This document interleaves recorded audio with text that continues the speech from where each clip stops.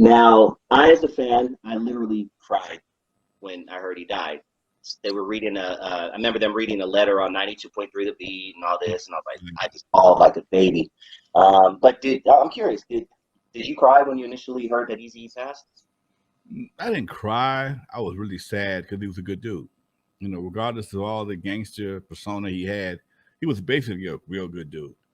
When they read that letter on the beat, I think it was the KJ 1580. I knew that was not him. He didn't write that. Wasn't a letter written by Easy. That was Talk to me about your theory behind that. Come on, man. That right there. When you listen to that, when you listen to the wording of that letter, okay, that was something that was written for Easy by somebody else. Okay, trying to impersonate Easy in a literary basis because those are not Easy type of words. Okay, you have to know the dude, man. You have to really know him. We had a lot of conversations because I was his first consultant before Jerry Heller.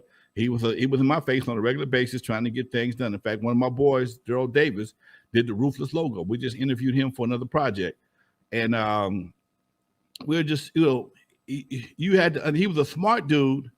He understood his role. He understood his lane, and he spoke.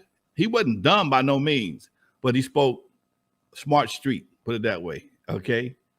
And he didn't speak in the terms of he wouldn't have said that. I don't even think he would have said what the letter said. You know, they tried to make him some kind of make it some type of safe sex thing or whatever. Yeah, you know, I don't think he would have worded the same way. We all said the same thing. We heard that don't sound nothing like Easy. And you know, it's just people take on roles when when you're in that position. You know, they try to do what they can to support or give your fans what they think you may want, but they can't stop being them no matter what. They still gonna put it in words that they would use, and not so much what he would use. You mentioned something, so I want to follow up on that. In your opinion, was Eazy E always a smart businessman, or was he just really good at surrounding himself with smart businessmen? Well, you know, he knew what he wanted. Okay. I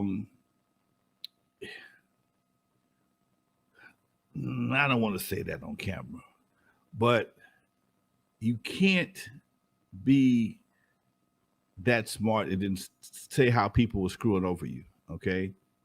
It's real hard. You know, Jerry Heller never had a bank account. He was my manager also. He never was on any of my bank accounts. He couldn't write no check. Okay.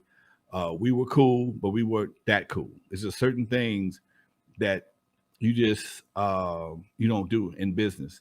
And he may have been a great decision maker. Just some of the decisions he made when it came to money allowed himself to be taken advantage of. Put it that way. Okay. He was very trusting when it came to certain people in certain situations, and he let some people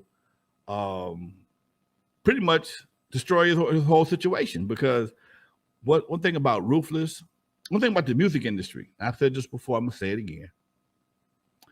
In the old days, if you think about anybody's group you ever known, whether it be Beyonce, Michael Jackson, whoever the case may be, at some point in time, when the lead singer gets to be so popular, they always do a solo album and eventually break away from the group. Okay. Well, they made one mistake with this Ruthless situation. Eazy was the front man. He was the front man and leader of the group, but he wasn't the mastermind behind the project. You needed Dre, you needed Cube. Okay, he was a great front man. Long as Cube was writing his lyrics and Dre was doing his beats, everything was fine. And sometimes in the industry, they will coddle and cater to one person. It's easier to cater to one person than it is to 4 or 5. Okay. It's much easier to cater to one person than it is 4 or 5. And when you have one person, if you can control that one person that controls everybody else, your job is that much easier. Okay. Your job is that much easier. But if you got to try and control all 4 of those guys, well, sometimes it may have been 5 or 6, depending on what picture you look at. Okay.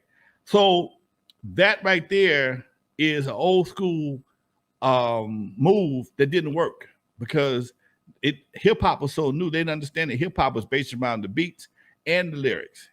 He delivered the lyrics and the beats very well, but he didn't write them, and that changed everything. So when he allowed himself to be put in a position where all his boys that actually helped him build that camp up left, and the last thing they had that was a big hit was Bone Thugs and Harmony. Okay, that was a whole other situation. Eazy Does It did good. I mean, don't get me wrong, they didn't fall apart, but they ended up, they didn't do as well as they were before when Dre and Cube were there.